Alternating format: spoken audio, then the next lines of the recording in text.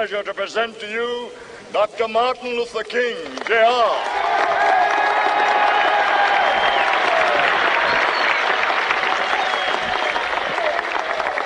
I am happy to join with you today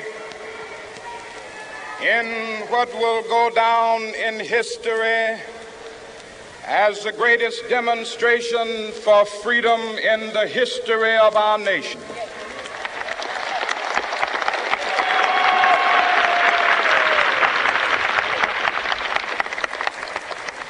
Five score years ago, a great American in whose symbolic shadow we stand today signed the Emancipation Proclamation. This momentous decree came as a great beacon light of hope to millions of Negro slaves who had been seared in the flames of withering injustice.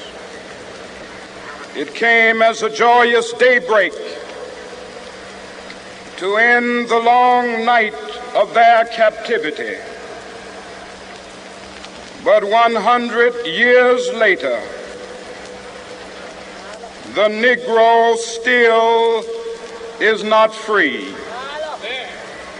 100 years later,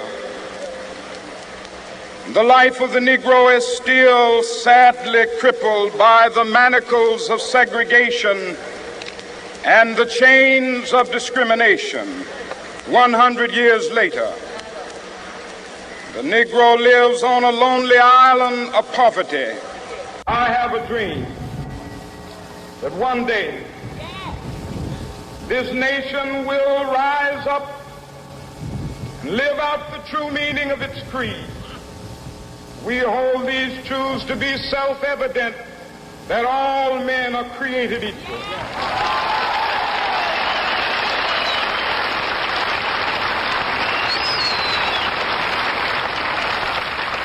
I have a dream that one day on the red hills of Georgia, the sons of former slaves and the sons of former slave owners will they be able to sit down together at the table of brotherhood. I have a dream that one day, even the state of Mississippi, a state sweltering with the heat of injustice, sweltering with the heat of oppression, will be transformed into an oasis of freedom and justice. I have a dream. My poor little children will one day live in a nation where they will not be judged by the color of their skin, but by the content of their character. I have a dream today.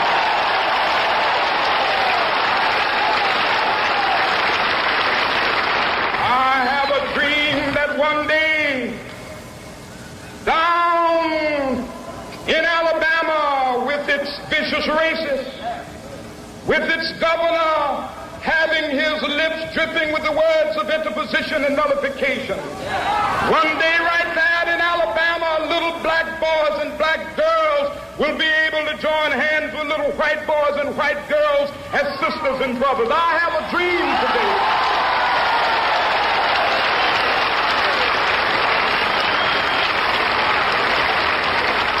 I have a dream that one day every valley shall be exalted, and every hill and mountain shall be made low. The rough places will be made plain, and the crooked places will be made straight, and the glory of the Lord shall be revealed, and all flesh shall see it together.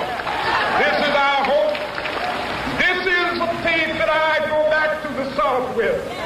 With this faith, we will be able to hew out of the mountain of despair a stone of hope.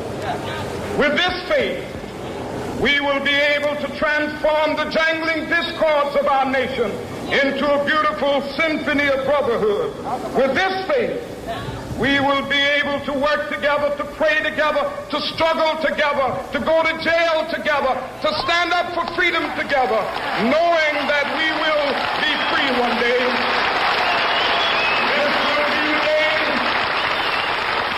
This will be the day when all of God's be able to sing with new meaning, my country, tears of thee. Sweet land of liberty, of thee I sing. Land where my fathers died, land of the pilgrim's pride. From every mountainside, let freedom ring. And if America is to be a great nation, this must become true. And so let freedom ring. From the prodigious hilltops of New Hampshire, let freedom ring. From the mighty mountains of New York, let freedom ring. From the heightening Alleghenies of Pennsylvania, let freedom ring. From the snow-capped Rockies of Colorado, let freedom ring. From the curvaceous slopes of California. But not only that, let freedom ring from Stone Mountain of Georgia. Let freedom ring from Lookout Mountain of Tennessee. Let freedom ring from every hill and molehill of Mississippi, from every mountainside. Let freedom ring, and when it happens, when we allow freedom ring, when we let it ring from every village and every hamlet, from every state and every city, we will be able to speed up that day when all of God's children, black men and white men, Jews and Gentiles, Protestants and Catholics, will be able to join hands and sing in the words of the old Negro spiritual, free at last, thank God